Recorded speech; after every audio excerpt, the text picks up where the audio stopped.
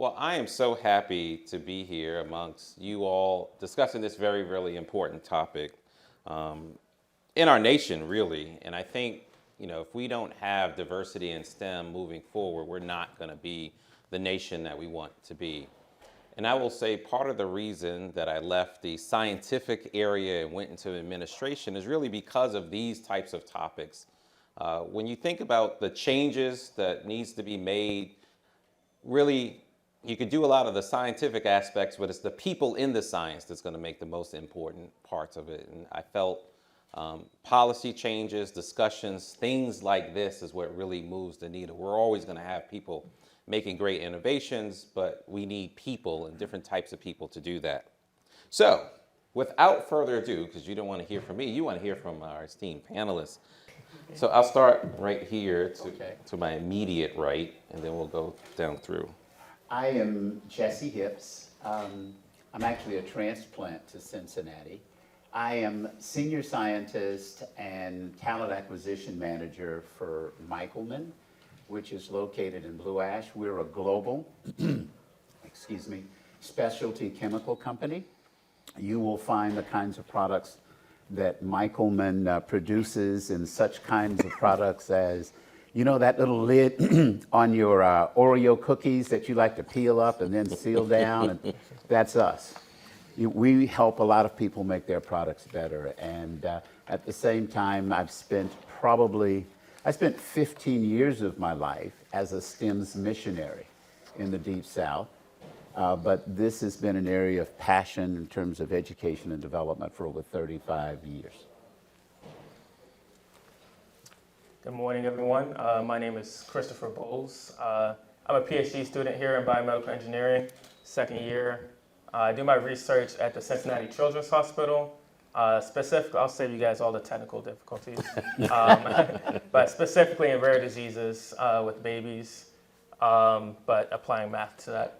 I'm also very involved in the National Society of Black Engineers. So I'm the vice president here and also the regional secretary, which covers 5 or 6 states in our region.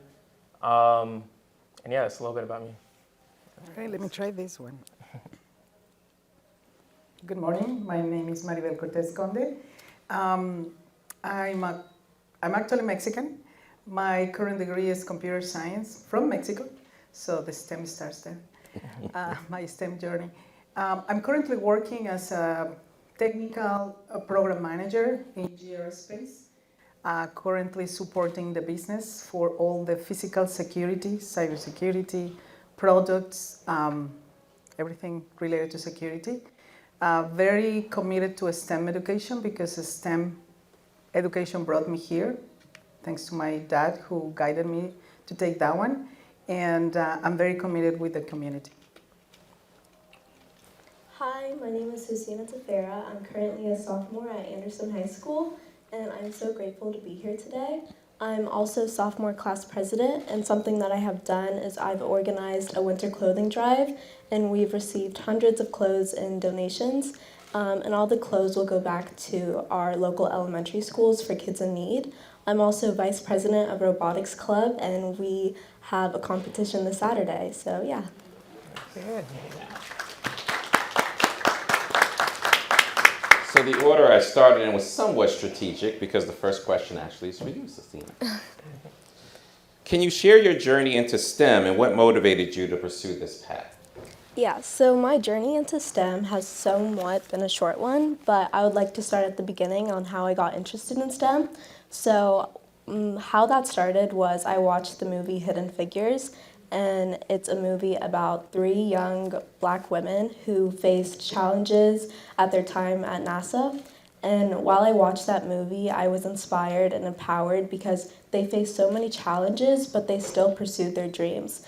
And so when I saw that, I was empowered and motivated to be like them. And so I always channel my inner Mary whenever I face challenges like them. And something else that I really love about STEM is I love the aspect of solving puzzles. And to me, that's kind of what STEM is. It's just this big riddle, and we're all trying to find a way to solve our problems. And whether that problem is anything that we can kind of find.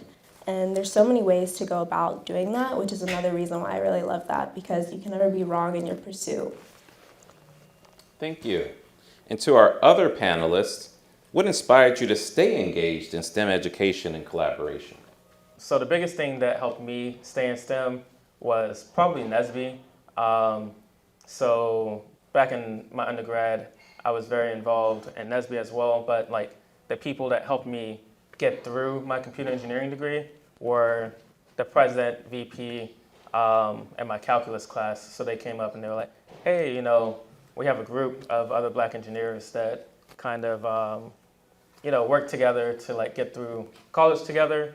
And I was out in Colorado, so there was, very few, it was less diverse out there. So it helped me feel welcome, and I just kind of wanted to continue that. So I worked at Lockheed for a year and still stayed in NSBE, trying to like reach out to elementary schools, middle schools, everything K through 12, just giving back to the community. And from there, I just wanted to keep going. So that kind of like led me in my role to the regional level to help out everybody in the region, basically give back to what gave back to me. Go ahead. No, please. Just real quick. As I mentioned at the beginning, my journey with the STEM started in Mexico. My real passion, I wanted to be a teacher. But my dad, in that time, were the computers, boomer and things like, I had to go to the university to do computer science, even though I didn't like it, right? But the thing, and he was a very, education-oriented person, because he knew he couldn't get a professional degree. He was a technical, very successful in his area, but he was very conscious about, if you don't have at least a university degree, you're not gonna go above and beyond, right? And that's true. So he said, you need to eat before going to be a teacher. Once you have your degree, you can be a teacher. But at the end of the day, when I graduated, I started earning a lot of money. And then I say, well, I can combine the two of them. So 25 years now, I'm working with CPS teachers. In geospace, I'm very involved with this new program called GNX Engineers, going to the high schools, talking to the students and tell them, hey, sometimes you have your dreams are in one point, but you need to have a reality in your mindset to say, in order to get to my dream, I need to eat, I need to work, I need money if I don't have it right now, right? So that has opened my mindset, and even to my daughters, they are going and doing and pursuing the same thing. Sometimes the dreams, yeah, we have to pursue them, but hopefully all the kids get it. And then kind of, to me, STEM, and not necessarily only a STEM. Now we are putting arts too, right, to be a STEM. We need to have all of that in our lives. So it's just enjoying, but also making sure that you can get there faster. Thank you. Well, I think they have a wonderful journey, because mine was nothing like that. When people ask me this, in fact, I got my first serious job when they said, Jesse, tell me about yourself. And I opened up like this. I'm Jesse Hips, and I'm a bricklayer. And they fell out on the floor. And they said, after you said that, we knew we wanted you to join our team. And it is true, I am a bricklayer, but not in the traditional sense. I graduated high school with a high school diploma. I could not read. I could not do basic math. And I could not write a simple sentence. So how in God's name do you go from that to having patents and inventions and businesses and writing books and things of that particular nature? It's called the process of self-discovery. My older brother came, when it came time for college, I had a prayer like this: God, if you're real, I sure need a second chance, because I can't read.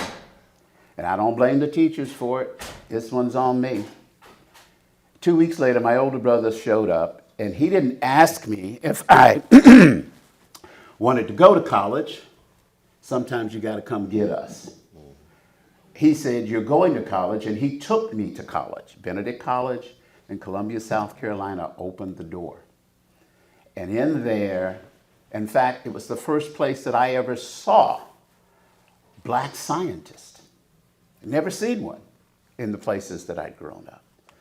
And there was a mentor that yelled out of the window, "Little boy, you could be something if you get off of that corner." So he came and got me and had my work study switched to his department. That's where I got involved in research. When I left Benedict College, in fact, I learned algebra. I can take you and show you the spot. And I think what keeps me engaged is the fact that I've had these moments where the light goes on, and you can see it in a young person's heart where the light goes on, and it's independent of where they come from. And the light went on for algebra. I can take you to this day and show you the exact spot because I danced on the table. And then, like you, I went around helping everybody. I wanted everybody to be free. And so that kept me engaged. But when I left Benedict College, I actually graduated and I had the highest paying job of the entire class at Benedict. It was there. I thought I wanted to be in medicine, but I got hooked on research. And you know what? I stay engaged because I can't think of a better job where I get to fail 90% of the time. I ain't got to be right but 10%, and I still get a check. I still get a check. And in fact, if I'm not failing, something's wrong because I'm not being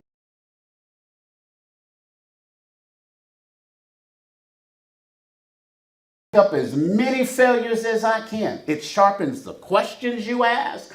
And if you ask enough right questions, guess what? Nature in its beauty rolls back the veil and you see the answers. And so that's why I stay engaged. That's my passion. Great answers to those questions. I think the thing that I heard the theme of that really resonated with me is the fact that there's something that someone got you, to put it as Jesse put it. And so oftentimes someone will point out a flaw, but then don't get you. They'll say, "Hey, you need to be better at this," and then walk away. And unfortunately, too many people hear that narrative and they say, "Well, this is not for me then because no one came and got me." And so, yes, everyone on here, someone came and got you, whether it was Hidden Figures, whether it was a professor, somebody came and got you. And that's an important aspect that needs to happen. So I'm going to move on to the next question. And this one is for Sosina and Chris. How did you navigate through the educational pathways to enter STEM fields? And were there specific challenges or support systems that significantly influenced your journey? Do you want to go first? You can go first. Okay. So I haven't officially majored in the STEM field, but so far I have taken advantage of the opportunities given to me at my local high school. So I do take a computer science class, and I am a part of robotics, which I enjoy very much. I love the atmosphere and the environment there. And most importantly, the support system that keeps me going is my family. No matter what, they'll always be with me, and that allows me to be more independent in the choices that I make. So I know that no matter what decisions I do make, whether that is pursuing STEM in the future, that they will be in my corner, and that keeps me motivated as well. Yeah, similar answer. So my freshman year of college, I was originally studying aerospace engineering and mechanical engineering. And then I failed physics. I was like, this is too hard. I'll do computer engineering. I don't know what I was thinking because they're both like, yeah, exactly. It was worse. Yes. So, but luckily, like that switch to computer engineering brought me like a very good support system. So some of the people I met that looked like me were in that class, and like Jesse said, they came and got me, and like showed me that like we can motivate each other to continue. So my support system is my family as well. They keep me motivated. My dad was in IT, So that kind of pushed me every day. Like when he was deployed, he'd call me, Chris, don't fail any more classes, don't switch any more majors, just study harder. So that's what I did. I studied harder. Going throughout college, I realized, after a few internships, I realized that I was more motivated after like getting the right support system, and that just kind of pushed me to not want to stop, at my bachelor's degree.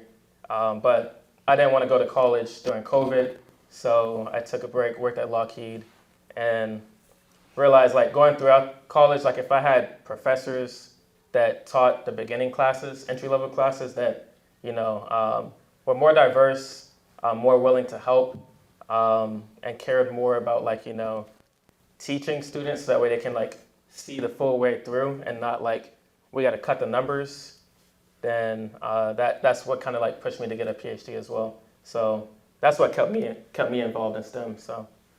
Thank you. So we talked a little bit about community. So the next question is for Maribel and Chris.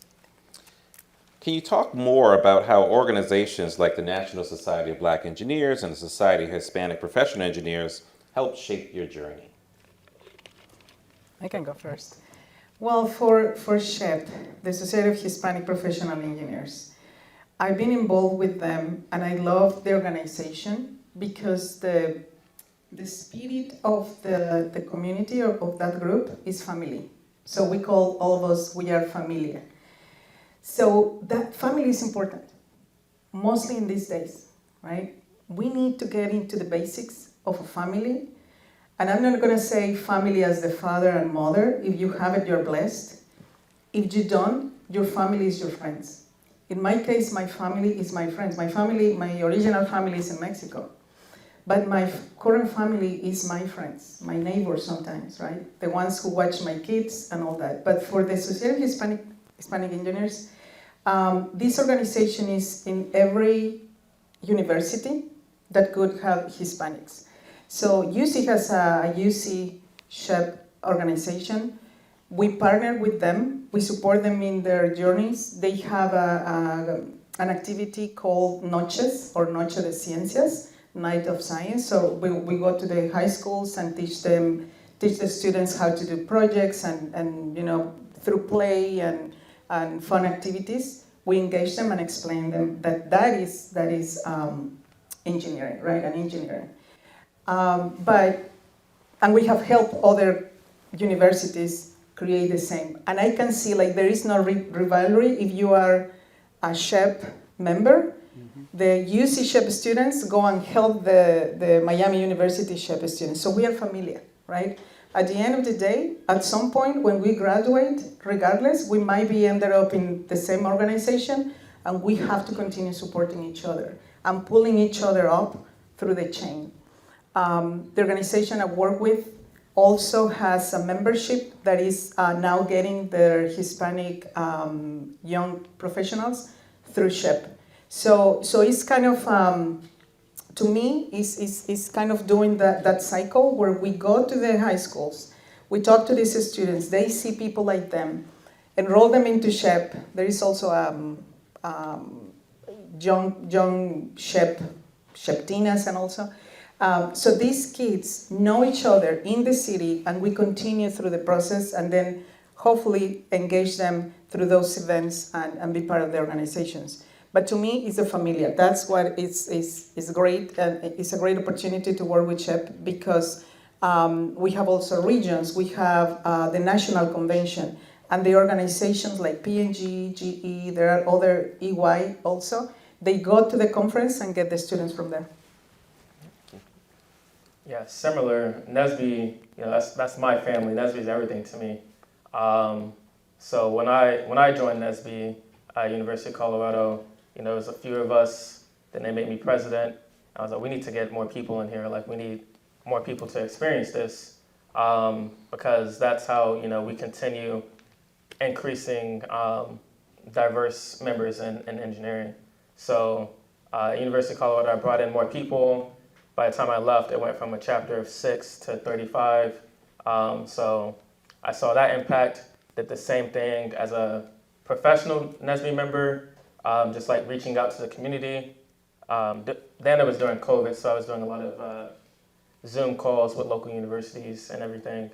But NSBE, like, I definitely wouldn't be here today without NSBE. The first black scientist, black professor in engineering that I met was because of NSBE, and it was because I was speed walking through the university section of the career fair. Because I'm looking at the companies, I'm done, now I'm just walking around looking for my friends, go through like the university side, and Dr. Corey Baker from University of Kentucky, he's at USC currently, but he kind of stopped me.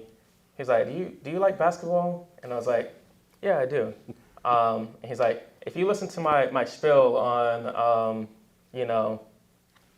doing a PhD, then like I'll fly you out to University of Kentucky, go to a basketball game, bourbon tour, everything will be paid for. And I was like, free trip, so just like being at the NSBE conference and meeting him as a black engineering computer science professor showed me that like, maybe I could do that too.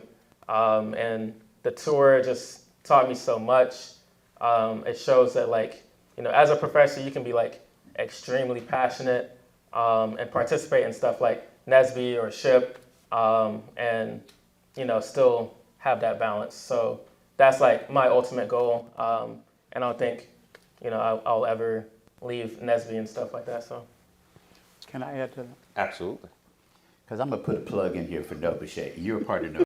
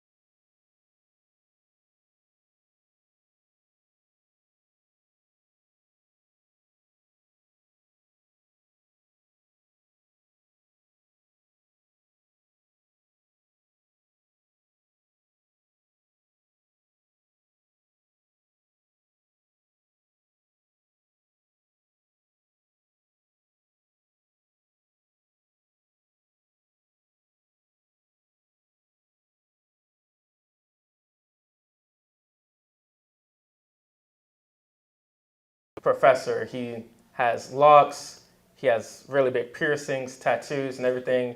And he answered the call in just like a tank top. I was like, oh, it's a pleasure, Dr. Joe. He's like, all right, stop. He's like, be honest, be real. He's like, this is just gonna be a conversation. He's like, I wanna see y'all succeed. And this is like, I didn't even get to finish my first sentence. So like, he's just telling me to be real, be comfortable. He obviously was comfortable, so like he was trying to get us on that level. And just that conversation with him of like having these ideas from like space debris or anything of that nature, it'll be hard to get that going. So like his mentorship to me has kind of like also pushed me along with many other events to go to grad school. So that way, like, you know, when I'm in his steps, or even currently right now, you know, I can mentor to undergrad students, mentor to, you know, other entry-level software engineers coming in. So mentorship, and it's very important to me.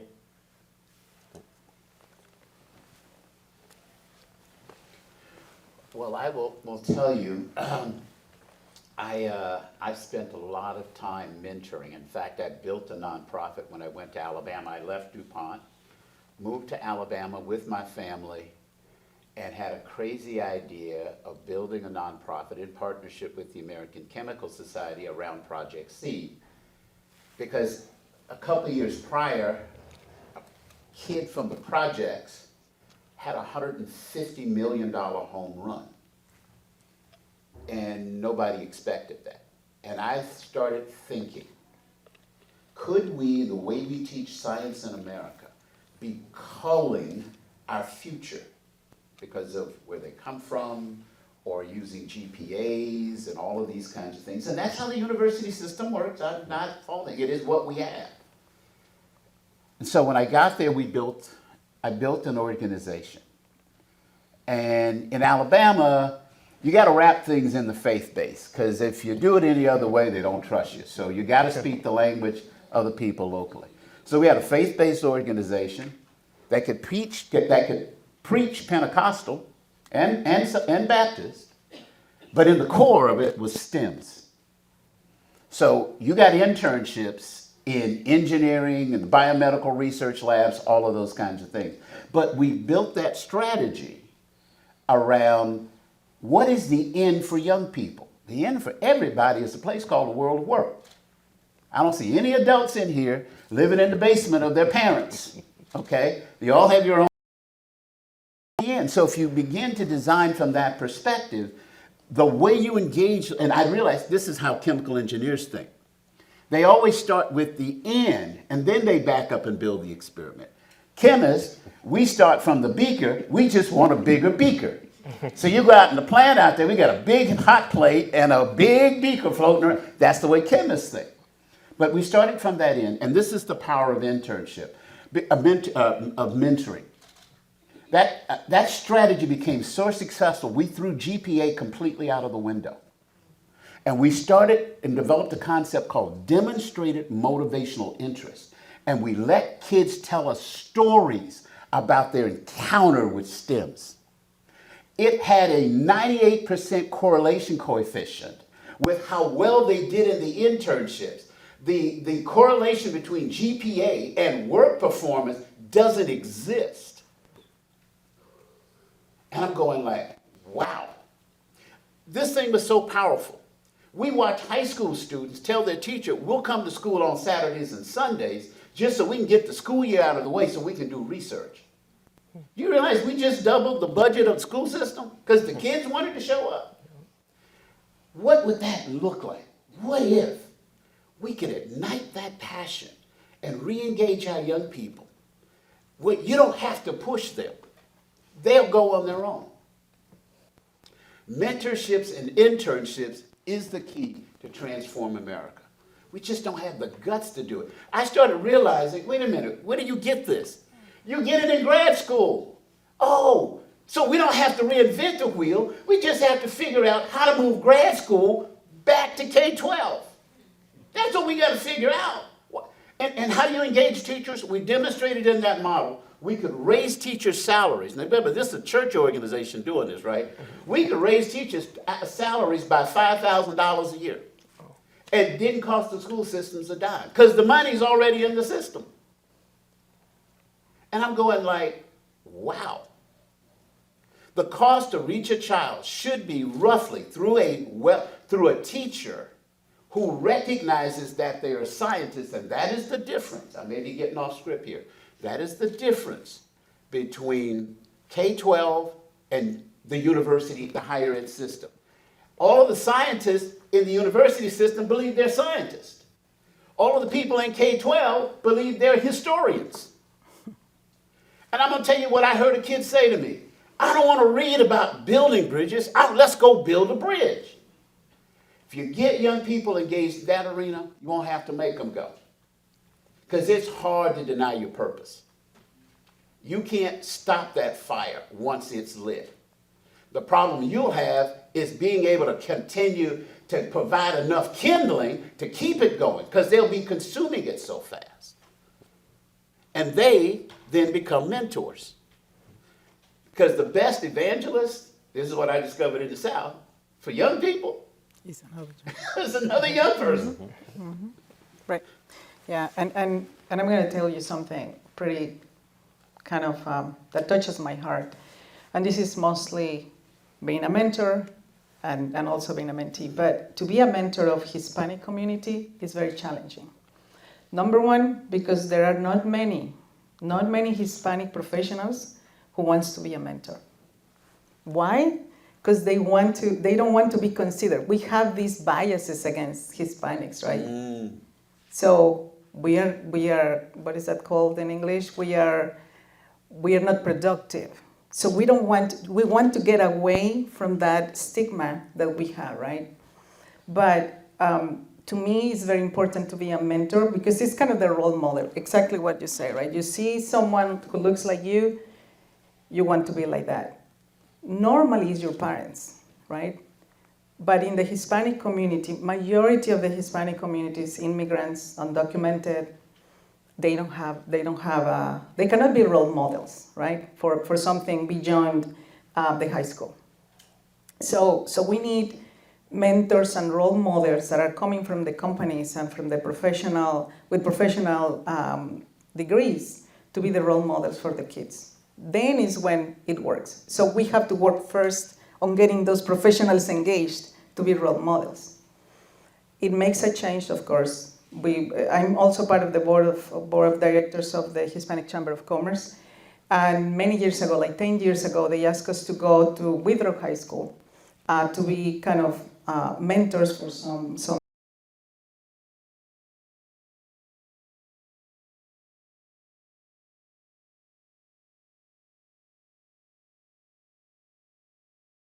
be a mentor for them, right? What I'm going to teach them. Well, the surprise to me was even like, okay, be kind of the parent. Why you are not having lunch today? Because my parents won't sign anything they don't understand. The documents were not translated. So we were pushing into translating documentation for the parents to sign those documents and just to have the kids at least having something to eat in the morning for them to learn. So the mentorship for me, depending on the community, starts to understand what are those challenges and those roadblockers for the students. I'm part of the GeneX Engineers, which takes a long time, going to the high schools and doing this stuff, building the bridge, just to have them engaged. And again, the pictures on the flyers, just the African-American students, some of the Asian students, I'm like, where are the Hispanic ones? Where are the Hispanics? When you see that on the halls, because my own daughter told me, I didn't register, Mom, because it wasn't for me. Just a picture, just an image. So we started putting that one in there. Census, I also help them. Why are not, put the big family so everybody comes and counts, right? So images to attract people is very key. Now, I just read a book that says, don't get a mentor, get a sponsor. And that's something I just learned also for me. Because the sponsor is going to be the person who is going to talk about you when you are not in the room. That's what you have to do. The mentor can tell you, go this way, go that way, go whatever way, right? But the sponsor is the one who's gonna introduce you with your next person or your next opportunity person, right? So, and I have taught that to my daughters, and guess what? They have got every opportunity that they can through their sponsors, and that's great. That's powerful because yes, you can get your mentor, but the sponsor is very, very key, and it's not for free. You have to work a lot to show them that they can.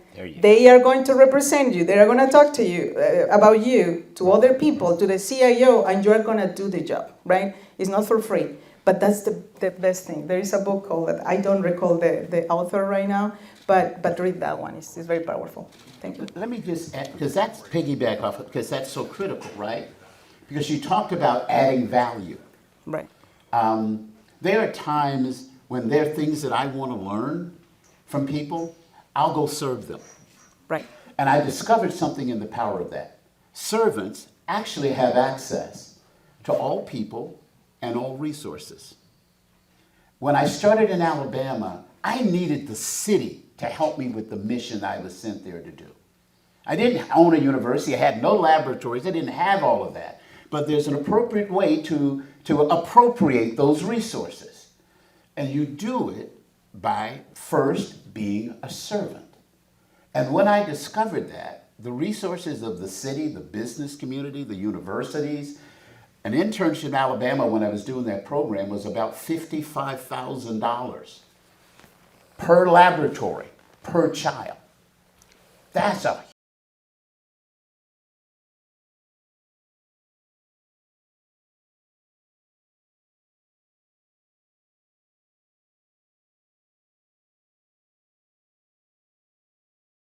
on them to get there. Believe it, sponsors like that. Because you're saying, I'm here to bring value to your mission. Right. Totally correct. So I'm going to ask one last question and open up to the audience. All of you have talked about it a little bit, but Maribel, you talked about it just now, and that's really culture. It's difficult in STEM to talk about culture because we just want to talk about numbers. We want to talk about, well, this is a number, that's a number, and so on and so forth. So the question is, how do you get people in STEM to discuss the difference in culture, that there's a personal aspect as it relates to work, as it relates to how you do things? I've had students from a lot of different parts of the globe. I've been able to graduate in a doctoral program in chemistry. Their dissertation size has been about the same, although the thought process is, well, this one worked harder than the other one and so on and so forth, but there are cultural aspects. I've had Asian students say, well, I work 16 hours a day. That's true, but then you go on hiatus for 2 weeks. So, it works its way out at the end.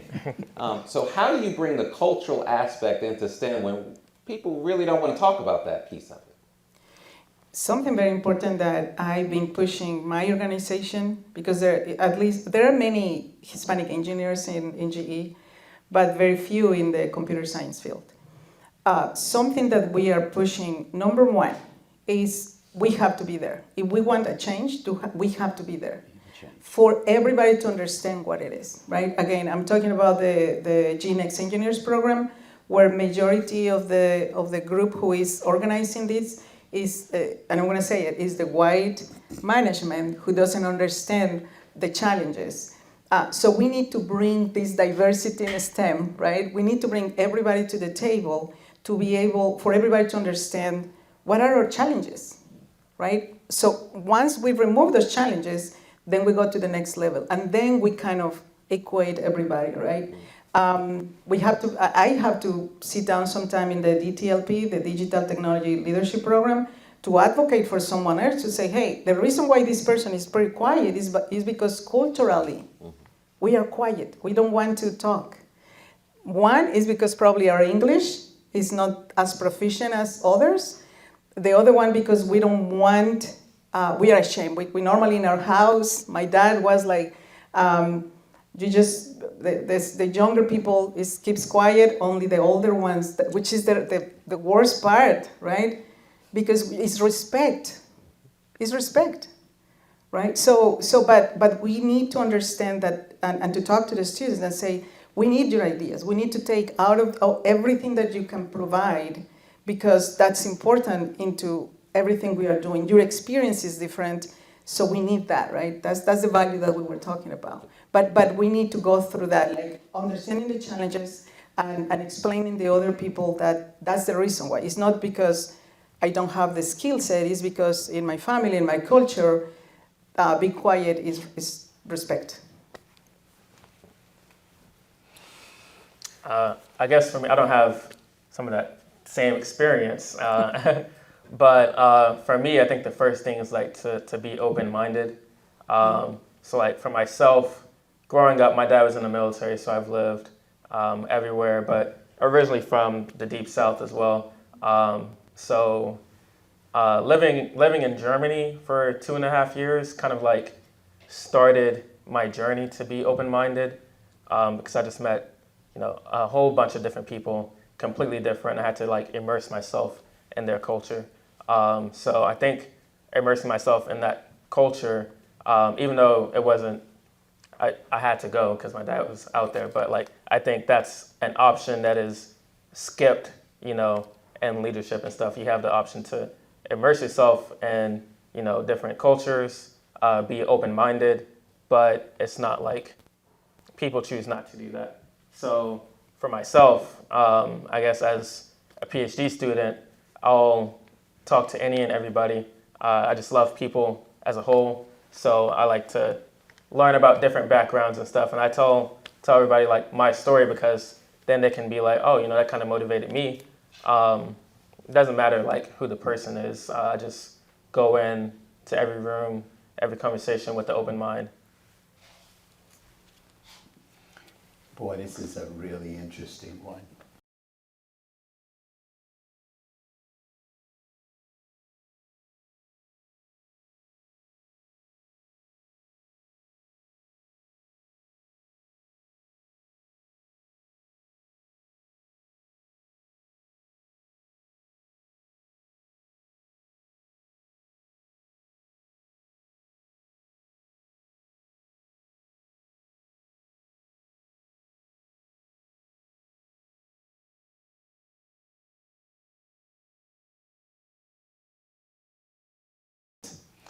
I am no longer participating in supporting white male insecurity.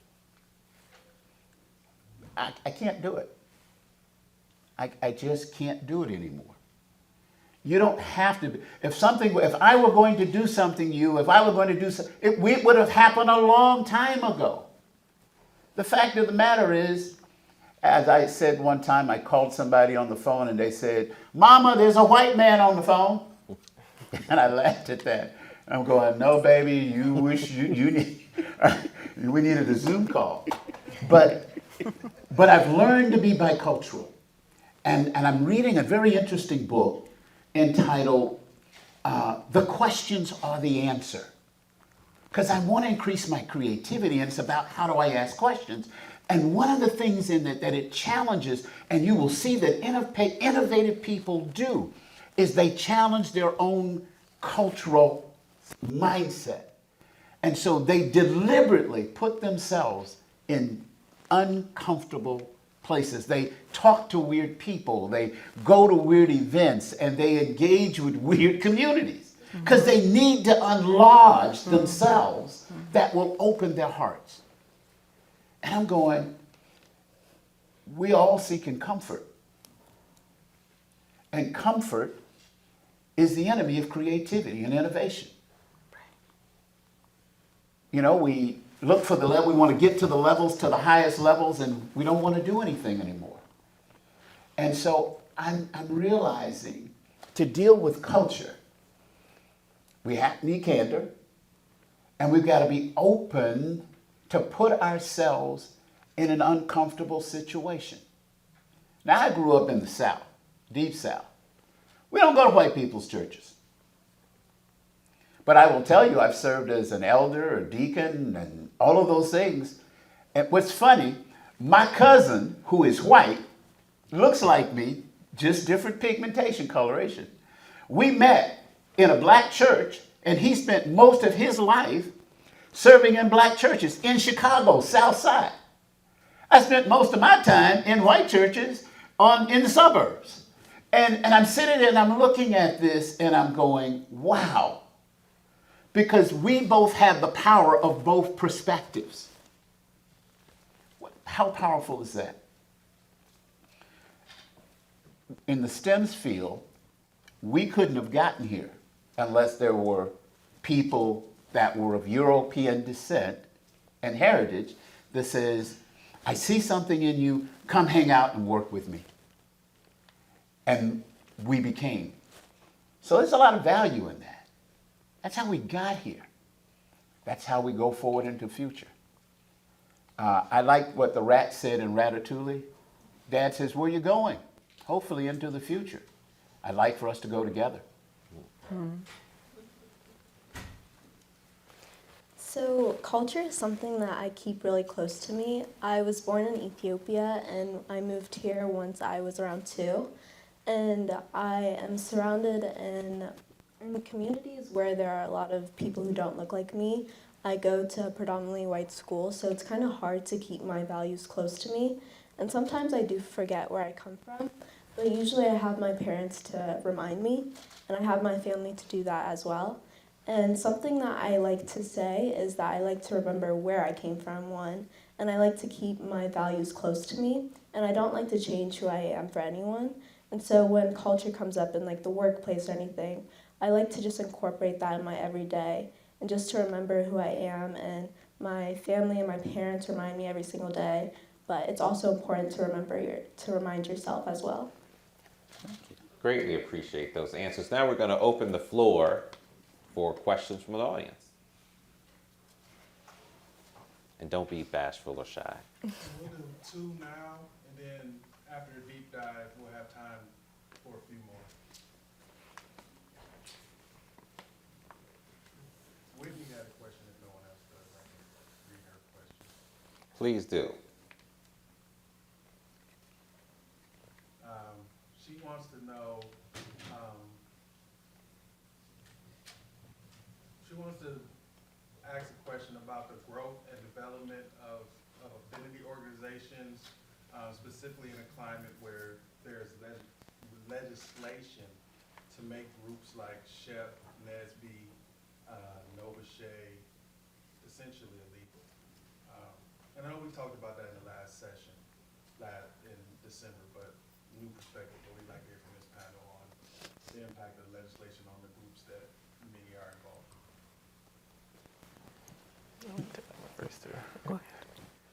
There were more Chinese people at the last Nobuche meeting that I went to, and white people at Nobuche meetings. So who are they legislating? And I don't know about anybody else, but here's the truth. For every one of the scientists and folk that you see here are going to aspire to be, in China, they're 10 to 1. How do I win? 10 to 1. Can't. Doesn't matter. When you draw the timeline out, when I die, there's still 10 people working. So we value the power of community. The reason you see the excellence that we are getting is because of these communities.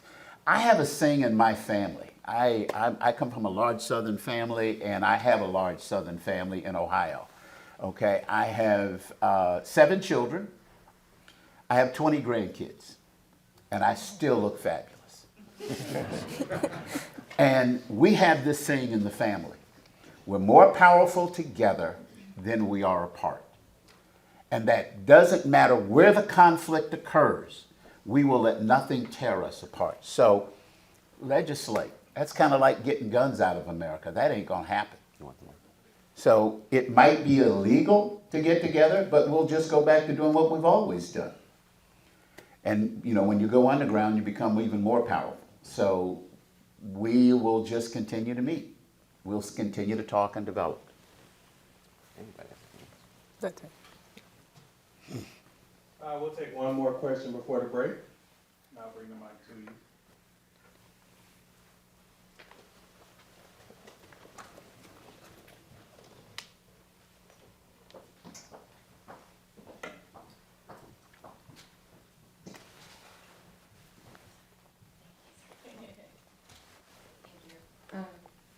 tangential to that question, is there any kind of conversation regarding, diversity in STEM kind of regionally here? I know that in Florida and some other states, funding restriction is happening.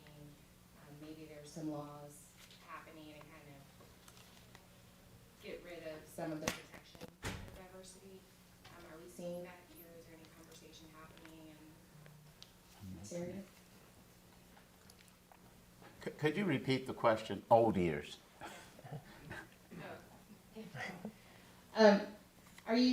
Is there any conversation or are we hearing any discussion about diversity in STEM or education in this area being in danger like it is in other places in the country?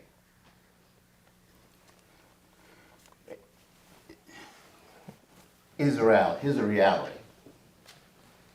Come 2035, 2040, my grandchildren and Latino children will be 50% of the population or greater. Who's going to do the science? We're like 7% of our whole population in this country. Who's going to do the science? Children from China can go home. I went to a conference in Chicago, and the Chinese government had a booth that was literally the full length of that convention center. I know they paid an enormous amount of money to go get their PhD scientists and researchers from Harvard, Yale, and MIT. I remember them giving like $300 million to this top researcher at an American university, and then he went to Stanford and all of these other places, and now China has a biotech industry. Here's the deal. If we don't go with what we got, ain't nobody going. This is the team you got. If you want to be in a business in America, this is the team you got. We've already been to Asia. We've already tried that. And by the way, I've worked for DuPont. I remember all of the innovative products that we developed there. And DuPont's going to fight the Chinese government? How do you do that? You want to go to war with China? How do you do that? You can't. So you know what DuPont said when they decided to just take the patent, make the product, and sell it in their market? You know what the message was? Well, if we don't get involved with them, they're going to do it without us. So we might as well get something out of it. Nations around the world have gotten a taste, and they want to win too. And I'm going to say this, all of our African students that we see in America, in 10 years, 15 years, you probably won't see them. You know where they'll be going to school? They'll go to China. So how do you compete? At the end of the day, it's going to be about competition. It's like the governor of Alabama saying, we're not going to have any Latino folk running around Alabama, so they ran them all off. But guess what? There was nobody there to pick the soybean, to pick the corn, to pick the fruits, to pick the vegetables. Guess what happened in Alabama? The governor backed up off of that legislation. We don't want migrant workers. So go ahead, go through it. The end result is, in the largest scale of things, if we go that way, we don't win. We'll just become more divided.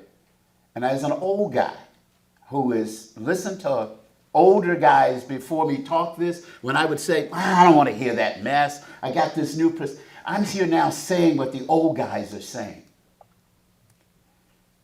Either we come together or we die together. Either way, we're going together. I'll add a little bit to that. And so one of the aspects that I get a chance to do in my administrative role is talk about Senate bills and things that are affecting our nation and our state specifically. And there are some laws in the process that are looking to at least diminish some ways or change language at least in terms of identity-based programs and scholarships and things of that sort.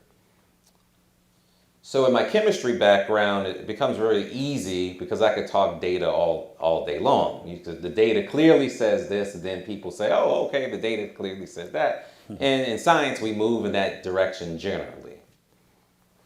In my new role, I've learned that I'm no longer a natural scientist or a chemist. Now I've moved into the social science realm. And now it's about the motivation of people. And I've learned that people are not necessarily motivated by charts and graphs or economy or whatever. People are typically motivated by how they feel in the moment. And those feelings change. And as Jesse alluded to, our nation is changing. That's not something that we can stop per se. The data on that is very, very clear. But people have a hard time with what that's going to mean for them in a specific moment. And so they yell, stop. I don't wanna.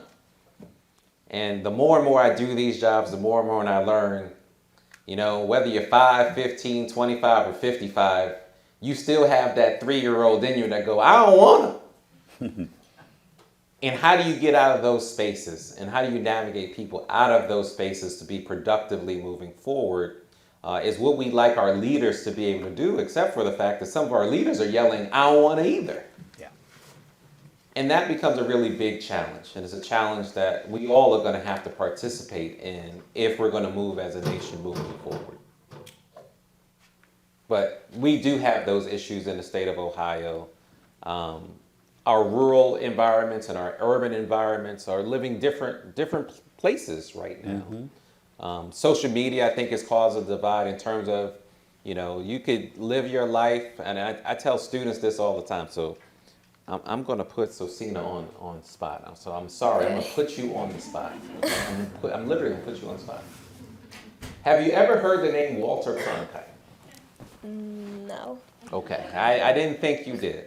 So a long time ago, Walter Cronkite was one of those individuals that you got your information from. And they would say, who told you that? Walter Cronkite said it. And everybody understood that if Walter Cronkite said that, then there might be some truth to that. We listen to the same set of facts. Nowadays, people have all sorts of different facts, and it's no longer a person, it's a source. Where'd you get that from? I got a push notification on my phone. CNN said it, or Fox News said it. Mm-hmm. We never lived in a space where an organization said something. A person said something, and we believed the person.